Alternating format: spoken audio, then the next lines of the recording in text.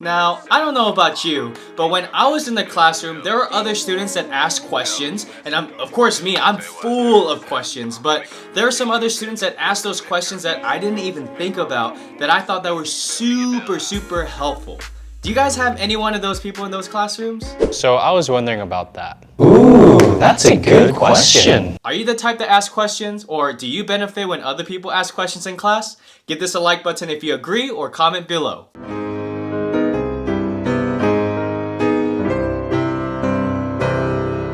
Do you want to learn everything you need to know to get accepted into DPT school?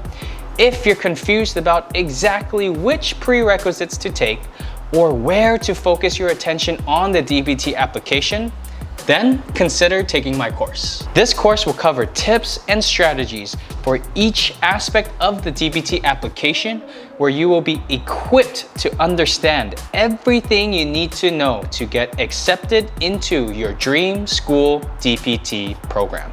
And right now, you could get this course at a discount for a limited time. Click below for more details. Hey everyone, what's going on? You guys asked for it. Question and answer videos. Now in this channel we do fitness, physical therapy, and lifestyle, so all these question and answer videos are going to be pertaining to all three of those subjects. Now as you guys are commenting and on answering your specific questions, I thought it would be a great idea to start this question and answer video series on the questions that you guys have. Alright, so we're gonna go into our question and answers, but right before I do, guys, I want this channel, or at least this question and answer video series, to be as interactive as possible.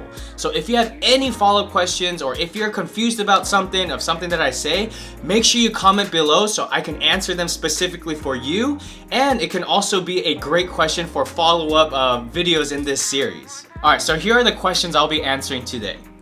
Number 1, what are the 3 majors that you would recommend for the PT field?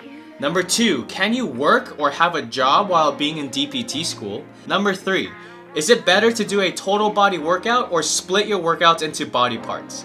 And then number 4, how many reps should I do with my exercises? Alright, so let's answer that first question. So I recently made a video on the best majors to get into physical therapy school, and I'll link that here or in the description.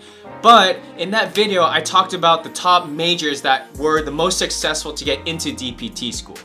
Now, in my opinion, alright, of course, I'm a little bit more biased on having that kinesiology and exercise major background, especially because it teaches you about kinematics, body mechanics, kinesiology, and just human movement that any other major would not have. And especially at going into physical therapy, you want to have a really good understanding of all those different things. So knowing your anatomy, knowing the actions, the insertion, the origins, maybe even the nerve innervations, like all those things are important to know when you're getting into DPT school. Alright, second question. Having a job in DPT school, is that something that you can do? So first off, DPT school is a full-time thing, so they don't recommend any student to be working unless it's a special program like a hybrid or a part-time program, but most PT programs are a full-time thing. So they definitely don't recommend you working at all, because yeah, like you're in class, you're rigorously learning so much information, and then you need to go home and study all of that. So it's a ton of stuff.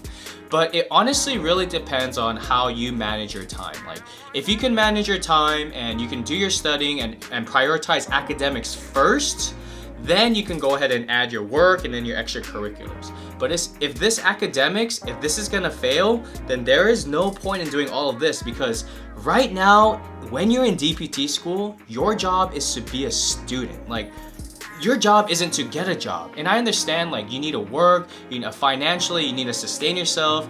Yeah, like, you're probably gonna have to take out loans. Like, that's a super, like, common question that people ask. And yeah, like, most likely you're gonna have to take out loans, because that's just the way it is. That's just the way it is. That's just the way it is. But honestly, like for myself, I was able to prioritize my schooling, and then I worked, and I said, if any of my schooling like goes downhill, then I'm gonna drop everything and then make sure I focus on that. But fortunately for me, I was able to manage all of that and still get good grades and still focus on school, and then still also do well in other aspects of my life, like working, YouTube, and all that stuff. Question 3. Alright, so I get this question a lot. It's like, what do I do? Which one's better? total body or to split your workout days into different body parts? And honestly, just like most physical therapists and most people say, it depends. It really depends. What I really like to ask is how many days can you honestly and consistently work out?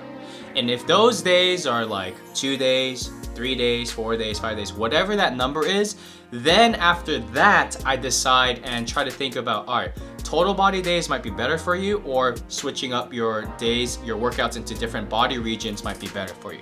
So for example, if you're only able to work out twice a week for about an hour, I would recommend both those days to be total body workouts. So the first day can be a total body, but then maybe focusing more on upper body.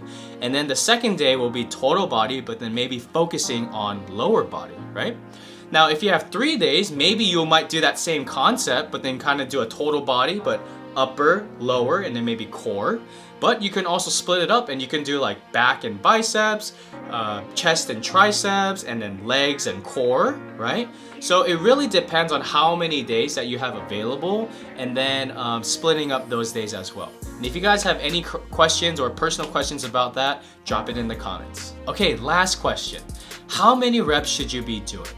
Now, there's different research saying different things, but this is typically for, at least for the general population, which is most likely you, these are some protocols or some rep ranges that you should follow if these are pertaining to your goals. Now, it really depends on what your fitness goal is, okay? So basically, higher rep ranges, somewhere between 10, 15, 20, right? That's gonna be working for more like muscular endurance, or more to like burn more calories. So if you want to lose weight, if you're focusing mainly on weight loss, fat loss, not so much about building the muscle, like you'll still build muscle no matter what, but if your goals are more of those things that I mentioned, then you might want to be in that higher rep range, somewhere between 10, 15, and 20. Now, if you're going for more like, hey, I want to get my muscles bigger, I want to go for hypertrophy, your goal, your rep ranges should be somewhere between 8 and 12, and then your weights should be heavier than the weights that you are doing, somewhere between 10 to 20, right? Because there's an inverse relationship. If you go higher in reps, your weight should be lower. If you go lower in reps, your weight should be higher. So make sure you adjust accordingly, all right? So that's what we call hypertrophy, 8 to 12 rep range. If you're looking for strength, like I just want to get stronger, I don't really care how I look, like if I don't care if I get big, I just want to get stronger, because it's not necessarily true where if you're bigger, you're stronger. You ever have those guys or girls who are kind of thinner, right? Not as like really big, but then they start lifting weights, you're like, what? How the heck do you lift that? That's because strength is not measured through muscle girth. Like definitely with hypertrophy or muscle girth, yeah, you get more strength, but there's not exactly a direct correlation with that.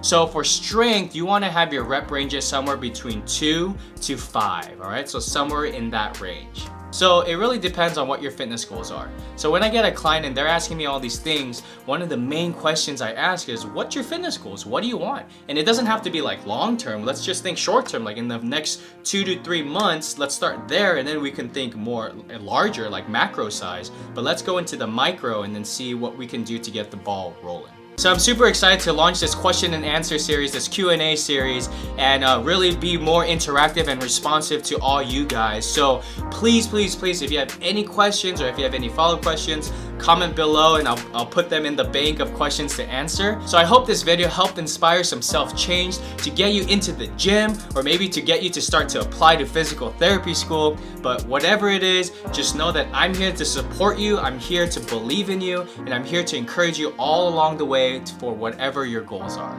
Change people, change people. That's why we live for a change, people. Stay lifting. Have a great one, you guys.